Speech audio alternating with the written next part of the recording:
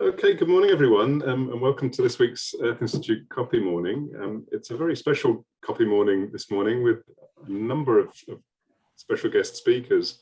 So I'm going to actually hand over to Annalisa Christie from the School of Archaeology, who will host the copy morning from here on in and introduce the speakers. So thanks very much, Annalisa.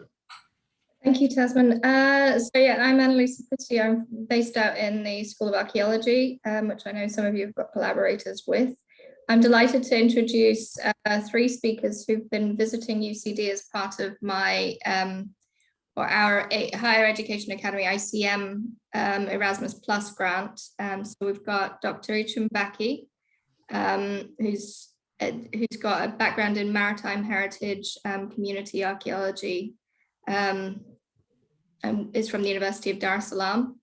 We have Sinyati Robinson, who is very interested in archaeobotanical work and ethnobotany, and she's working with colleagues in the school to develop a PhD application. And we've got Neema Munisi, who's also based at the University of Dar es Salaam and has an interest in trade beads, particularly from various sites around, including Kilwa Kisiwani, which you see here on the slide, as well as a number of other places around Tanzania. She's particularly interested in how they're valued and used by different communities. So she has a strong ethnographic component to her research as well. Just as before I hand over the floor to Ichu, I just want to say a special word of thanks to Ave Brousseau from UCD Global, who helped facilitate this project and helped develop the application before it went in. So thank you very much, everybody, and thanks Ichu and Sinyati and Neema for good luck and enjoy their lecture. Yeah, thanks very much, Annalisa, for introducing us. And probably before I go on, I should introduce another colleague who is Richard Bates, who is based at the University of St. Andrews in Scotland and is part of the team. But we are also very thankful to several people and organizations that have been funding our research along the coast of Tanzania, particularly the British Council and the Department of Digital and Culture. University of Dar es Salaam has been quite instrumental in facilitating what we will be presenting today within these few minutes available. And I will be focusing on the archaeology, heritage and climate change, particularly in Eastern Africa, but we will be focusing mainly along the coast of Tanzania, where we have been doing research for the past couple of years. And this coast of Tanzania is part of the Swahili coast. And when we talk about the Swahili coast, we are talking about a coastline of about 3,000 kilometers from Mogadishu in Somalia all the way to Mbane in Mozambique. And along this coastline, you find a number of stone monuments, stone-built sites, many of which have mosques, have buildings, and have quite a lot of materials that are archaeologically important, dating from the first millennium all the way to the second millennium. We find even some colonial buildings, many of which are just situated very close to the coast. And you can read more about this on this particular paper, which is part of the Anthropology Encyclopedia, where we are presenting the entire coast of East Africa and the civilization and some of the changes that has gone through for the past 2 millennia. But this potential coast, which has got quite exciting heritage sites and archaeological sites, is facing a lot of challenges. And we are mentioning that these challenges are indeed affecting the entire coast, including rising sea level, some sort of erosion, which are really affecting the sites. And we are documenting this in this paper, which you can follow up. So, but for the purpose of this case, we will just focus on climate change and how this coast of Eastern Africa is highly being affected by this. But to further discuss this, probably invite my colleagues Richard from the University of St. Andrews to tell us there. Richard, please let me know if you want me to put up the slide. Thanks, Ichu. Yeah. So our involvement here was really brought into this part of the world through Ted Pollard a number of years ago. And I'm just very briefly going to talk about the context of what we're doing here. And that context of the archaeology, of course, we have to place within the sea level changes. And this part of the world is actually quite poorly served for any records of that sea level change, both over the last few thousand years and back from that. Record here, and this record from South Africa being one of the closest and most useful to us. But one of the things to look at there on the right-hand side is the changes over the last sort of 8,000 years. And we can see there that there was a period, of course, when sea levels were actually higher than they are currently today. So we've had periods in the past when they're lower and higher. And if we're going to understand the availability of materials to work on and the location of historic settlements, etc., we have to understand those sea levels. The next slide, this really just shows us at a gross scale what that means everywhere from Zanzibar sort of south along that Tanzanian coast, and here just looking at those changes and the platforms that were available for human occupation over the last really 8,000 years and more here, down in that light blue color at the sort of 0 to -14 meters elevation levels, but ones which have been submerged today. So we started a lot of our work down at Kilwa, not actually for me looking at the land sites, but looking at that marine setting. And here with surveys that we did early on with multi-beam sonar surveys of the estuary, Kilwa Kisawani sits on that island mass to the south of these maps. And we were very much focused on what that sort of estuarine channel would have looked like at time periods in the past, to be able to contextualize not just the fort as it stands today and that lovely picture that you saw at the beginning, but going back from that to MSA, so Middle Stone Age and Late Stone Age finds around this particular coastal area. So really testing methodologies in this particular case. Thinking though of the other side, of course, of sea level change and future sea level changes and the impact that those are having and are going to continue to have on monuments in the coastal zone, then again we've got to look at the detail here, and this across the whole of the Indian Ocean. And I've highlighted a record for Zanzibar there, which seems to be bucking the trend of what's going on around the rest of the Indian Ocean, which is seeing sea level rises. It could be argued that Zanzibar has seen sea level fall over the recent past, and these records here are back from the 1960s to about the year 2010 or so. So, if we're thinking about heritage and what the impacts are going to be, we're going to have to very clearly, carefully look at global models and local nuances to them in these zones. So we're trying to build this into some of the studies. So that's just enough set on contextualizing it, and that'll allow you now to sort of talk about individual sites. Yeah, thanks very much, Richard, for that quite brief explanation on what is changes we are seeing. And we can experience this on the ground by looking at different sites. For instance, this is the 17th century structure in Kilwa, which is being impacted by the rising sea level. As you can see further here, there are lots of archaeological sites here in pottery which are being eroded on day-to-day basis. But the same applies to this 14th century monument, which was more or less a trading center where gold from Great Zimbabwe and the other parts of the Swahili area were being traded here. A large part of the archaeological materials around here are being eroded, and therefore quite significant impact. One of the major one which I started with is this one. This is the 16th century Portuguese fort, which is highly being eroded. There has been some initiatives, but lots of archaeological and artifacts, as you can see around here, they are quite being significantly eroded, and there is every possibility the entire building will possibly go within the next few years. And the other nearby sites in Songomnara, we find this 16th mosque is already within the middle of mangrove.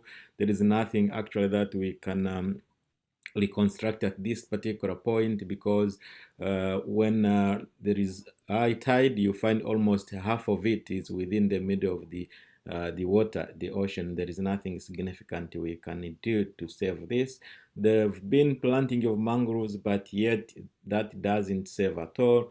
And then at another site in Bagamoyo, this is the 19th century, which was probably one of the major slave house, and half of it has gone into the ocean. So some surveys around this particular area, you could see foundations of these monuments, and majority of it has been eroded, including the archaeological deposits that are quite there. And a part of this on the other side, you see significant foundations over here within the middle of the mangrove, and there are lots of archaeological materials that have gone. So lots of beads, ceramics, both imported and local. They are really eroded on day-to-day basis. And I'll just finish up with this example here, which is a tomb of the 16th century. Our visit in 2016 and 2017 recorded it, and there were some kind of spiritual activities taking place here. You can see some of the remains, both and some ceramics over here. But later in 2018 December, this is how it looked like, which means a significant part of this particular area has gone, including the intangible cultural heritage which were taking place in here. And again, early this year, 2021, this is what we see at the site. There is a significant increase of sea level within this very short period, and erosion is really affecting lots of things. And there is this custom house, the 19th century custom house in Bagamoyo. You see a lot of it has been eroded and taken away. So far, there is a significant loss of archaeological sites. Some of the fishing villages, again, along the coast of Tanzania, are highly eroded, and they are shifting on a day-to-day basis, like this one here in Mkadini, further north in Bagamoyo, and therefore human activities are highly impacted, and there is much which is changing. So briefly, I would say there are several evidence to show that there is a significant rise of sea level along the coast of Tanzania and probably East Africa, which could be attached either to climate change or something else, but this is open to discussion.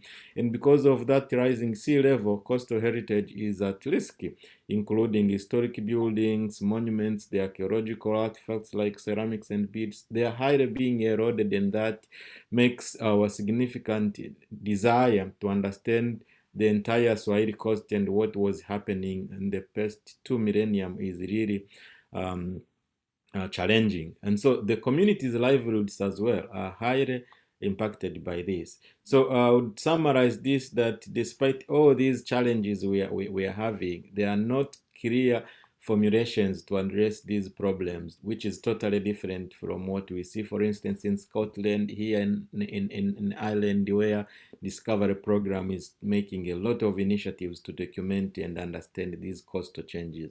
But the awareness to the people is also very, very minimal, and our intervention to address some of these problems are not producing significant results that we could desire to see and see what happens. But we have done some few things, including documenting these sites, and probably I should again invite Richard to try to summarize in 2 minutes what we have done as far as documenting the sites is concerned. Richard? Yeah, so this was funded by the GCRF, Global Challenge Research Fund, Scottish Government's initiatives. And so what we're trying to do is help the government Tanzania to get a database, a national digital heritage database, to actually put these things into. And this would be not just documenting the tangible, but also the intangible. So we've spent the last few years going around with Ichu, getting different types of examples that might be put into this in encouragement of the government to adopt this. And they have done so now. So they've adopted the database as a way that they're going to move forward in recording heritage, and particularly therefore able to manage and monitor the risk to that heritage. We've gone one step further than that, and following programs in the UK here, we've developed the ability to record this on an app that is on a mobile phone basis, so that not just the government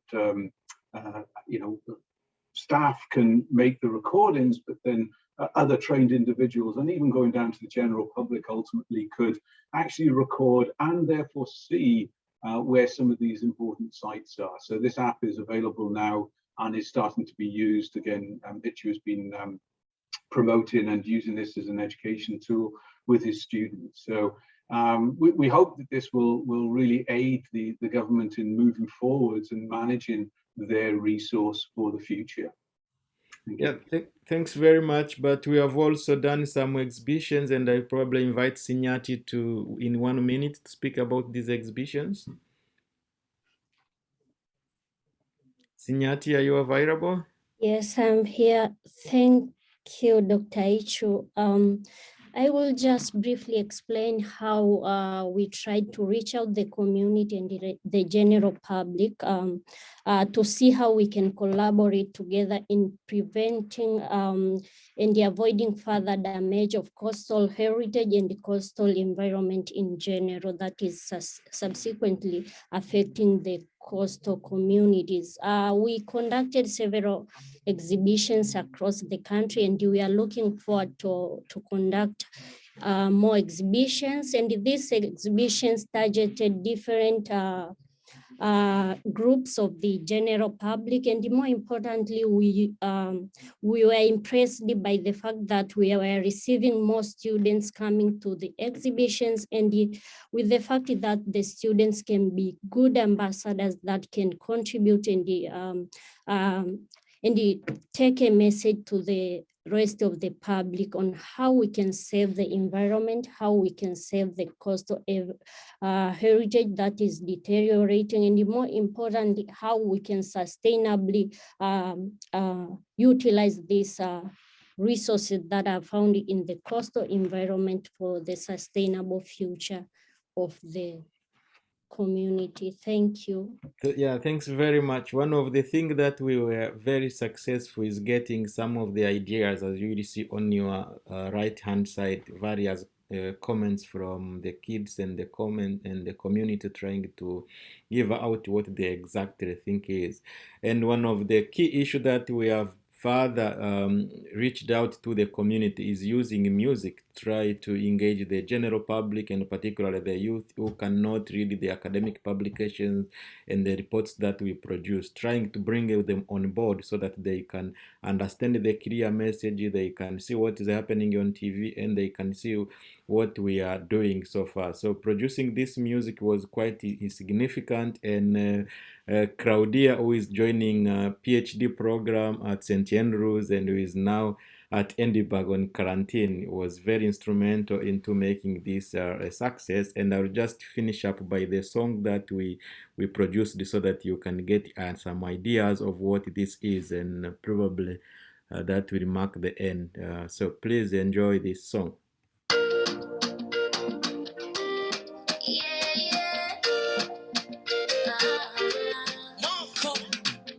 Asilia na mamanika kama joto na mafuriko, kisha misitu na waka, wanyama na kuisha. Tabia ya nchi kiukweli inatisha. Kwani unadhani hali vipi tete? Mabadilika tabia nchi atutese. Dongo na kwenda vijiji viswekwa, yani hali tete.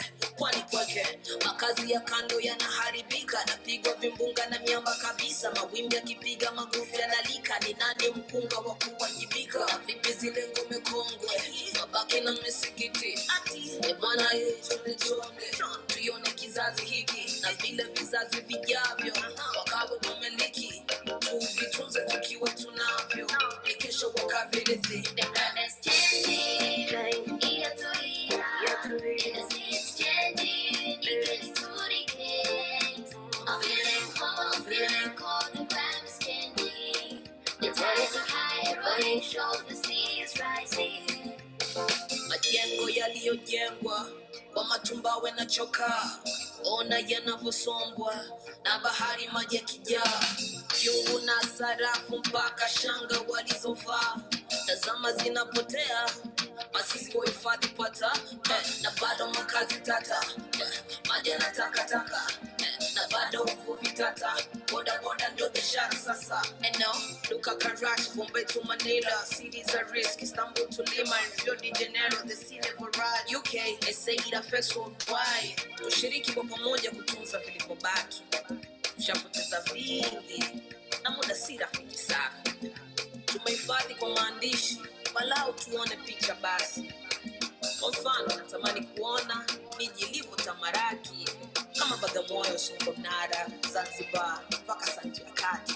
Nipelekeni Mogadishu na Sofala au Kilwa Kisiwani kwenye bandari safi. Makutani iwapi? Nionyesheni Gati.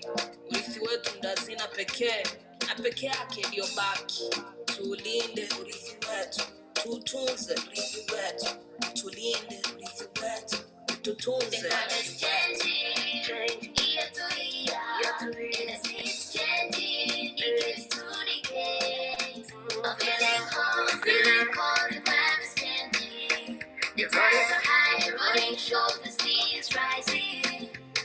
Tupande miti mikoko tusitiri, makazi ya samaki dili, tushapoteza vingi sio siri, pamoja we can if you will. Teknolojia tuliyonayo tuitumie, ile kidijitali urithi wetu tuziwe, nakale virekodiwe, ili vizazi vyetu kesho visimuliwe.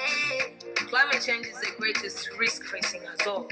Join British Council initiatives, unite, work together, tackle.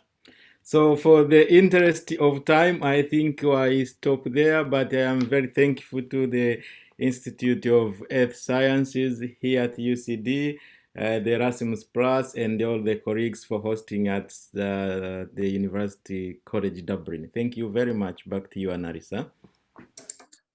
Thank you very much, Ichu, Sinyati, Neema, and Richard for that really fascinating talk. I'd like to open the floor to questions. Does anyone have any questions if you want to either raise your hands using the Zoom thing or just chip in, absolutely fine. Let's see if I can see everybody. While people are having a think about what questions they could ask you, I do have one question regarding the app. So I know that this reminds me a lot of the work that you that I guess you were involved in with Scape and Sharp in Scotland. What plans do you have in terms of managing the amount of data that's going to come in from that when it's open to the public? Because I'm guessing that there's going to need to be some kind of verification process or kind of making sure that the appropriate information is being recorded. How's that going to work? Yeah, thanks very much. I would just ask Richard to do that, but briefly, we have a database which is really having data, and these data are being collected on a day-to-day basis. So we have server both in Tanzania and St. Andrews to make sure that all the data that are captured, that are gathered by the volunteers, by the public, are stored and used for the interest of the public. But we have a person, two, who have been trained to specifically look into this database, making sure that whatever is getting in is appropriate and is being edited so that we have accurate information. Richard, you want to add up maybe? Yeah, only to say that really it's kind of like a see as it progresses. I mean, it's somewhat different to what's happened over here with people like Scape and their apps in terms of, they're contracted by HES on a kind of a, with limited time available for sitting there and dedicating themselves to something like this. The difference here is that ultimately the government, or the department, in this case Department of Heritage, etc., have taken this on board so that they have people assigned actually to manage this sort of information. The other side of which is we're not sure at this stage exactly how wide in terms of public it would actually ever be released. It might be released in terms of a it sounds wrong to say educated public, but people who have been trained with using the app and have some previous kind of heritage knowledge on there. So it might not be quite as wide a citizen science approach as we might have looked at in the UK here. So it's kind of a work in progress, I suppose. Yeah. That's great. Thank you very much. We have a question from Ed Straw here asking, how effective is planting new mangrove areas at stopping or limiting the erosion?